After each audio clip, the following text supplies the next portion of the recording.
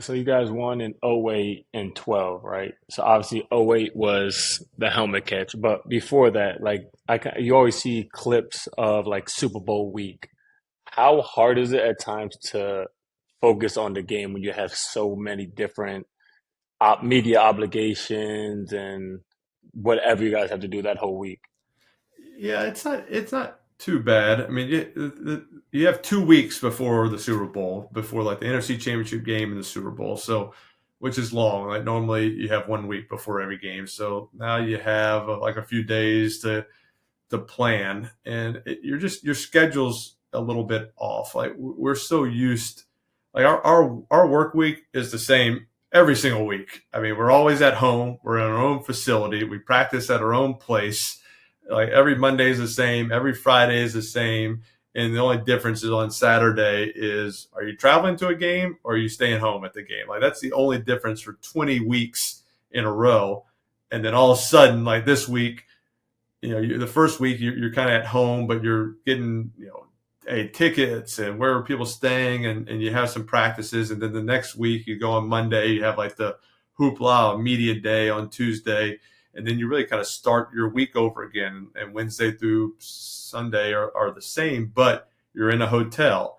You don't have your own facility. You're taking buses to practice. Your family's kind of at a different hotel. So like everything's just out of whack a little bit, and so that's probably the hardest part, is trying to keep that same routine when you're in a different place. And like on Thursday after practice, I would always kind of get a massage and get stretched and do all these things. Like, hey, my guy's in New Jersey, like how do I do that again? Am I flying them to Arizona? Am I getting a new person there? On Friday nights I'd always go to dinner with my wife. Like, where am I going to dinner at this place? What's going to be a good spot? Like, you're just out of your comfort level a little bit, and so it's just trying to keep it as normal as possible, even though you're about to play the biggest game of your life and everything's out of whack. And you're watching. You don't have your normal film in your practice facility. You're like in a hotel room, and it's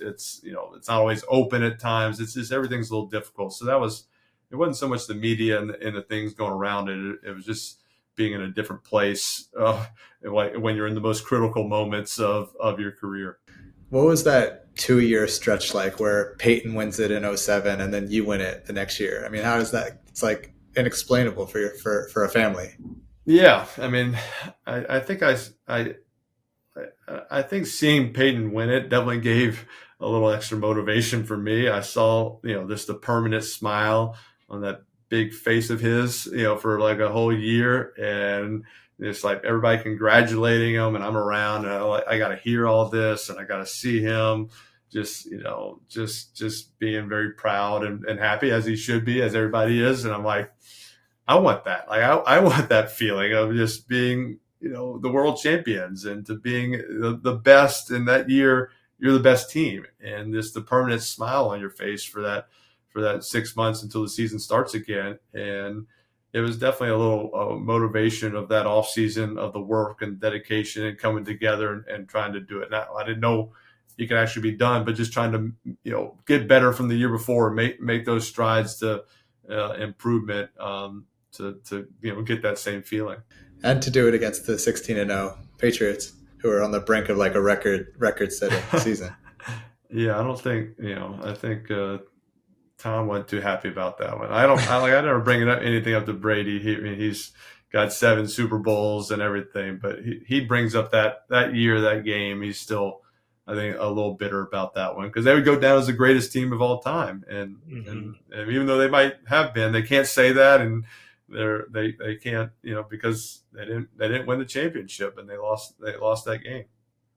So, so what was going through your mind during that play, that helmet catch play? What end of the game, fourth quarter, need Yeah. need a drive to win it. Was going through your mind? Yeah, just kind of like, hey, this is not good. Like, this is not a good situation we're in here, right here. Which fourth? It's third down. It's like 3rd and 5. I'm about to get sacked. If I get sacked, it's gonna be 4th and 10. And it's not. We don't just need 10 yards. We still got to score a touchdown. Like, time is running out, and scramble out. see, Tyree in the middle. I mean, it's not the perfect scenario to throw a ball in the middle of the field. You have one receiver and they have like four defenders kind of around. The ball gets bounced.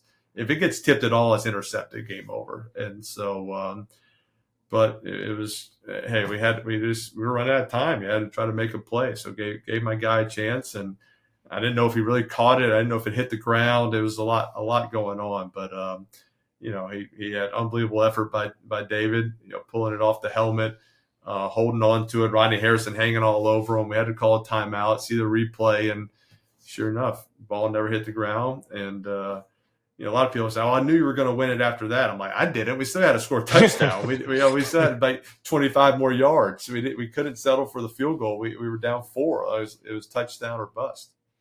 We always do a segment of just some fan questions, Eli. So what do we have first? My favorite receiver? Can I do the favorite receiver to throw to? The one that's open. I really don't care. I don't care. I don't have favorites. Get open. I'll throw it to you. It's that simple. Yeah, there you go, Mr. Mess. That's the answer to your question. We kind of talked about this one, but Hemi Hyatt, what was the nerves leading up to the Super Bowl 42 against the undefeated Patriots?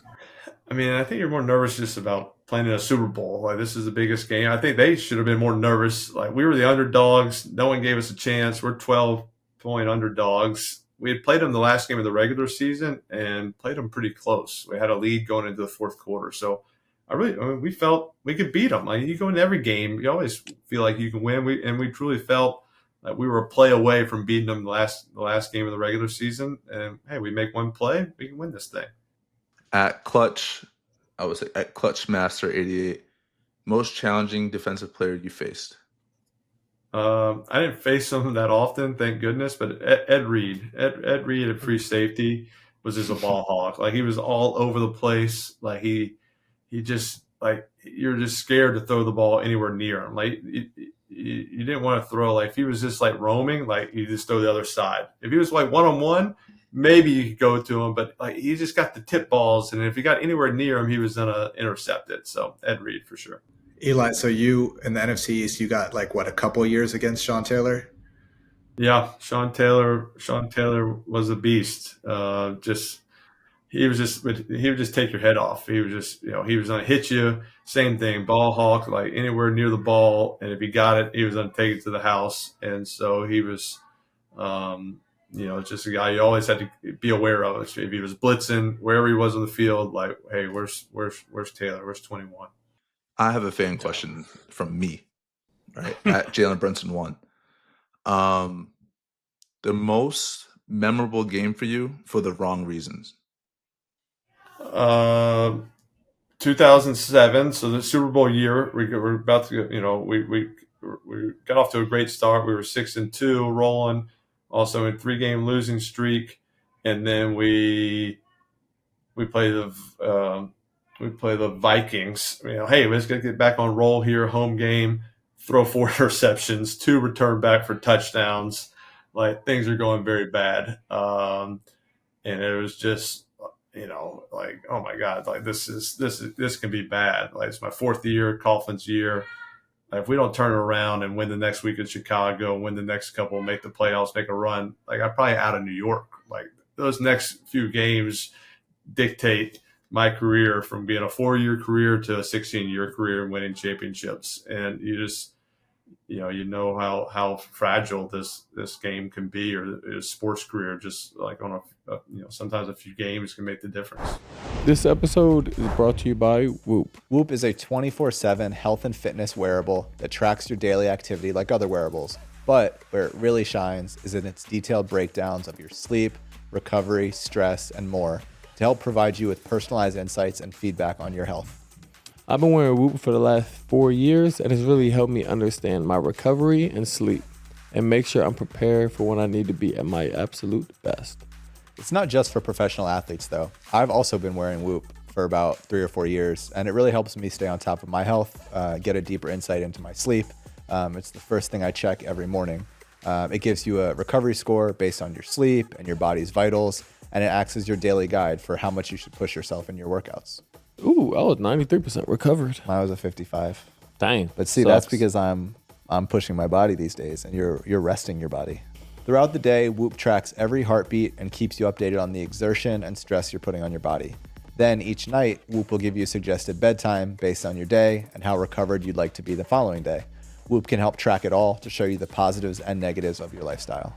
Want to try for yourself? Try Whoop for 1 month free on us and get your health journey started.